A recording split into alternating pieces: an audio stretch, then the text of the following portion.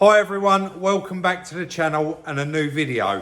Just before we do get started, I know we're going to get some old school people that have been watching from the very early days that actually pick up on the thumbnail immediately and say, Rob, you said you didn't do Vauxhall Corsas.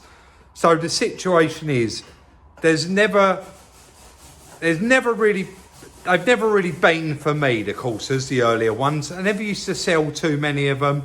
Even though they was quite easy to repair, I did have quite a few. And then when I did start looking, me and Chris, when we actually about 3 years ago started doing the YouTube, he said, what about these little Corsas in the auction? And I said, I'll be honest, I've never really had no luck with them. But do you know what? One of our subscribers actually passed on our details to his friend.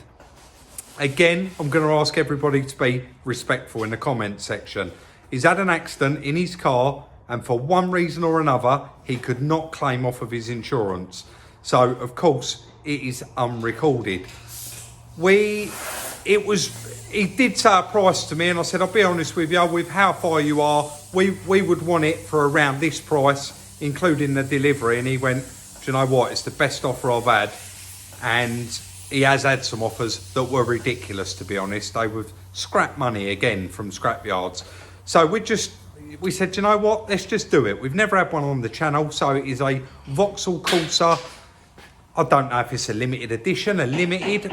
We're not going to know until the car comes back. So, of course, we're just going to run our usual checks. Long as it checks out, I'm going to transfer the money. We are buying it sight unseen. I've seen one picture of this car, and it's only got 3 wheels on it. So that gives you something to go on. Let's run our check. If it all checks out, we'll arrange to have it collected. It's a long way. So straight into this one, and mileage okay, theft okay, accidents okay, finance all clear.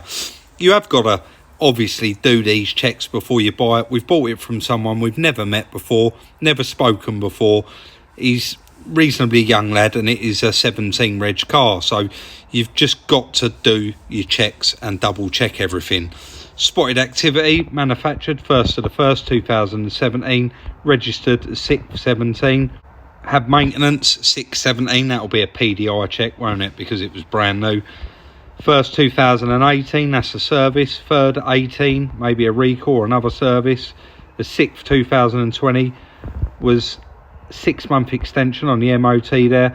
So that's basically all the MOTs, services, all there. This check was performed in all of these countries: United Kingdom, Czech Republic, Romania, just to name a few. Scrolling a little bit further down there, so it's actually got mileage recorded there in 2018, but it wouldn't have been due its first one, so they're obviously the inputs by garage or by the service department. And then the last service there on the 9th 2021 was 13,600. I'm not actually gonna lie, I forgot to ask what the mileage was on this one, but it is 2017, and on the last MOT there it's reasonably low, so how many miles could it have done? Valuation, approximate market value £8,670. Price after negotiations 8.2. So that one is all clear. You got your specs and equipment there, mileage, engine, etc, etc. And right down the bottom of these checks, don't forget, there is those 9 helpful tips and tricks when you're purchasing your car. And if you haven't purchased a used car or a new car for yourself, there is 9 helpful tips and tricks to check through here that we all do use. I'm just going to show you a quick example of what one of these checks would look like on the front page if there was an issue. So here's a Citroen Berlingo we recently got offered, and it is clearly highlighted there that it has been involved in an accident. When doing your check, it will always highlight in amber if there is an issue. I want to thank Car Vertical once again for the continued support on the channel. To benefit from a 10% discount off your check, use the link in the description or the code SR10 from any browser.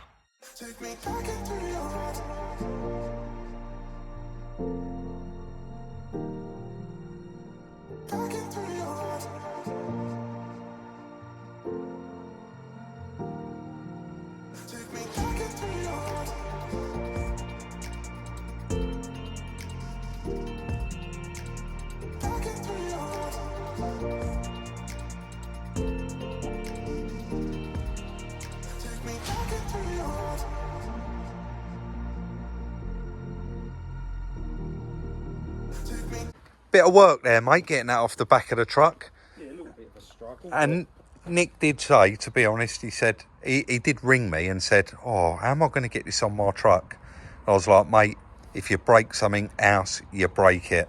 And I think the only thing he broke was, you would have seen Chris with a hammer there, bent a little bit of his checker plate up. Yeah. Chris straightened it out and put a tech screw in it for him. So he said it dragged up really okay, but that was quite difficult to get it off with 3 wheels.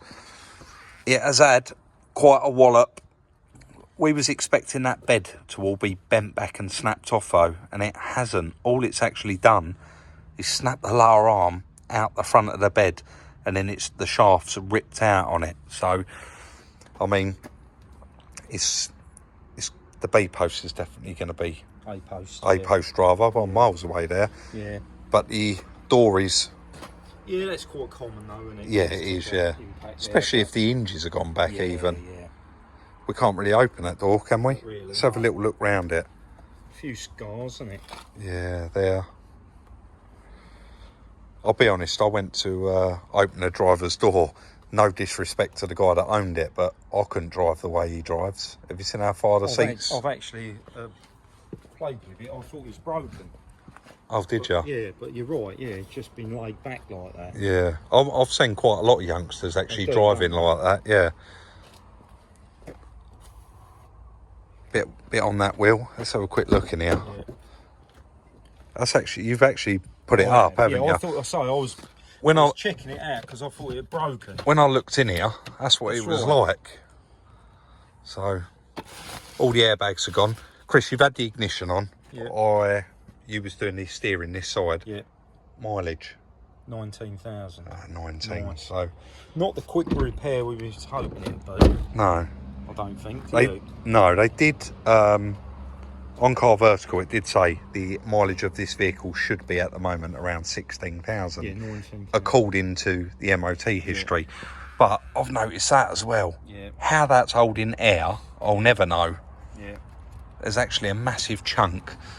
But no hard front impact on this one. No. A few little broken clips and that there.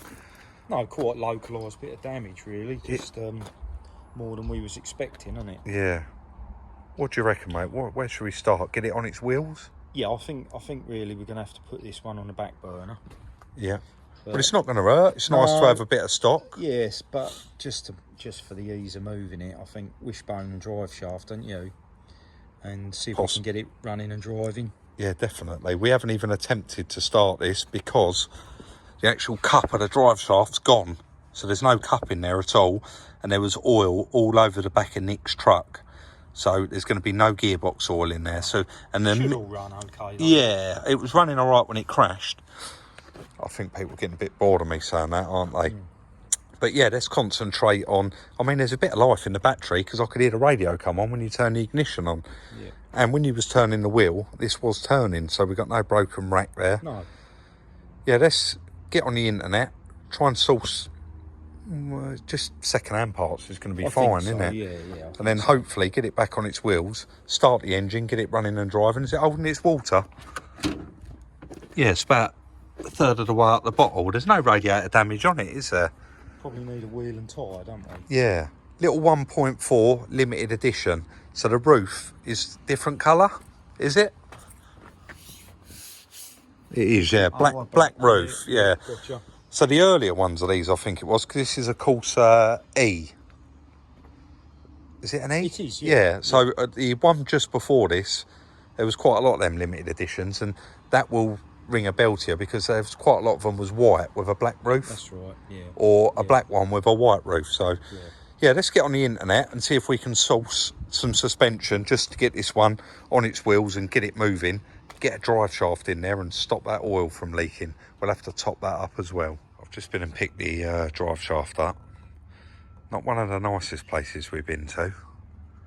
I think we're in between like Gravesend and Dartford somewhere, but all these old buildings must be an old mill or something like that. All looks like it's falling down, but got the drive shaft now. Let's get back to the yard. So pop down at Kent Auto Salvage. They're not 100% whether this is going to fit because this is is this Corsa D, Damien? Damien, he's the fitter here and he's going to get this leg off for me. he said that he thinks that the actual leg itself is the same, so we'll see how we get on. We can try it. If it don't work, I'm sure Mark will let us bring it back.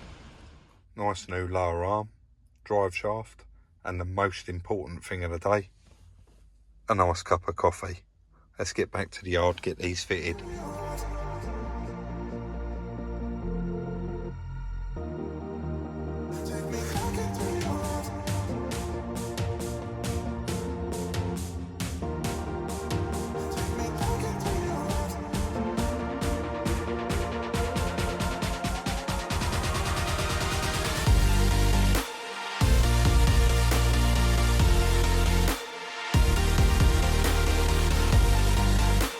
I actually think after 3 years now, we've become quite a well-oiled machine.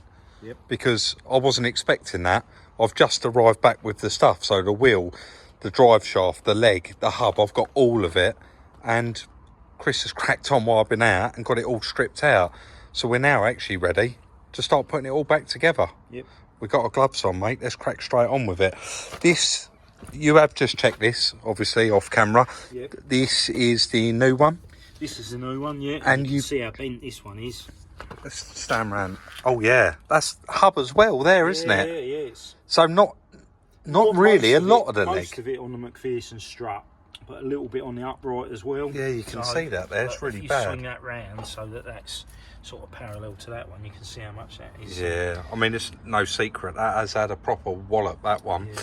But you've actually dropped our drive shaft. Yeah, I've put the old one in there. Yeah, it's exactly the same. It's exactly the same, and all of this backing looks the same. Yeah, in fact, I bet if you cleaned it up, these numbers are the same, aren't they? So anyway, let's get that all fitted on there.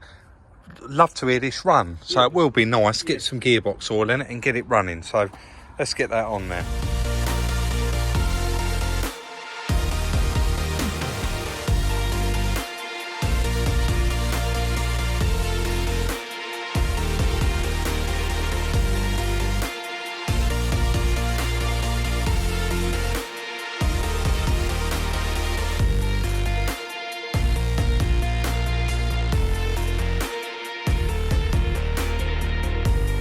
Pleasantly surprised. That wheel is so straight still. I mean, the steering rack hasn't bent at all. That's facing exactly the same way as the wheel the other side. This is out of that car from Dan Kent Auto Salvage that we went to earlier. It's actually a brand new spare with a brand new tyre, but it is quite slack at the bottom. I think the car was 2012, so that's never ever been out of the boot, has it? So Chris is putting a bit of air in there. He's confident because we haven't even started the engine yet. We only had a litre of gearbox oil, and it actually took all of that oil, didn't it? It drained completely down, so... We should have took the battery off and charged it, really. Well, yeah, but everything's on inside it, so... I don't know, we can only give it a go. I'll let Chris do that and we'll fire it up. Chris is still confident. What I have done is bought the bar out. Because that tyre's brand new, what we'll do, as long as it does start, probably go the other end, and we'll roll the car backwards just to roll that out. But let's see if it runs first, mate. Definitely. It's got ignition lights. It's got the radio was on.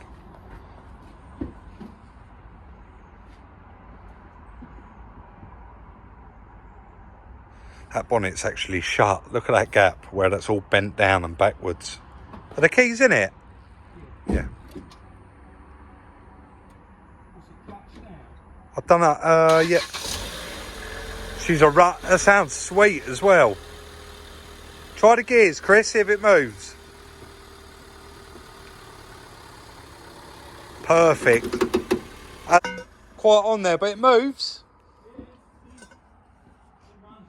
To be fair, the chap did say it run, but we still, you never know, do you? You never know. Nah, we don't want to wreck that tyre because now that Chris has, obviously like any car, when you jack it up and you put it back down, the suspension is not settled, and it won't settle till you take the handbrake off and pull away, and you can see now that is actually touching that tyre. So Chris has got the big guns out. Let's get that straightened out and then have a go up and down the yard. It's got water in it.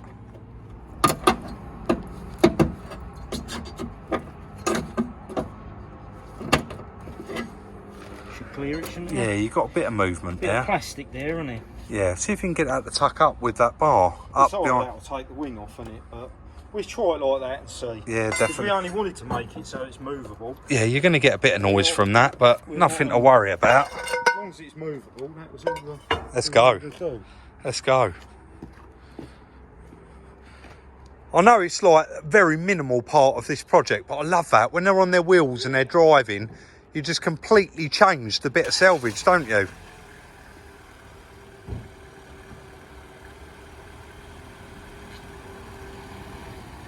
Oh, how nice is that? Got a headlight bulb out this side. Look at his face. Yeah, that's clearing. Actually sounds really nice, Chris. Yeah, nice little car, isn't it? 19,220. I've just realised you can't go anywhere, can you? Let me move it out your way. That car has just 100% doubled in value what we give for it. That's only the wheel arch liner. Would I be right in saying what I just said? 100%. That car's just doubled in value what we paid for it.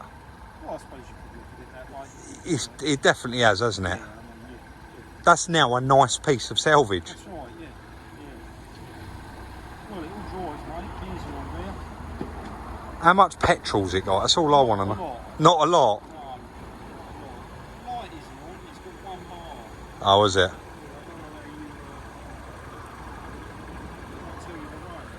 Yeah, it will somewhere. Don't worry about that too much anyway. It's got 34 miles. 34 miles. Chris, you have already had a scavenge and 20p was the outcome.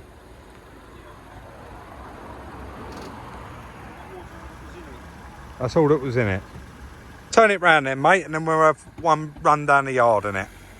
Listen to the noises it's making where Chris is turning it around and that wheel arch liner's rubbing. I was hoping he was going to find a bit more than that. I enjoyed that Nando's he bought us the other day. For those of you that follow us on Instagram would have seen that. We put a little post out.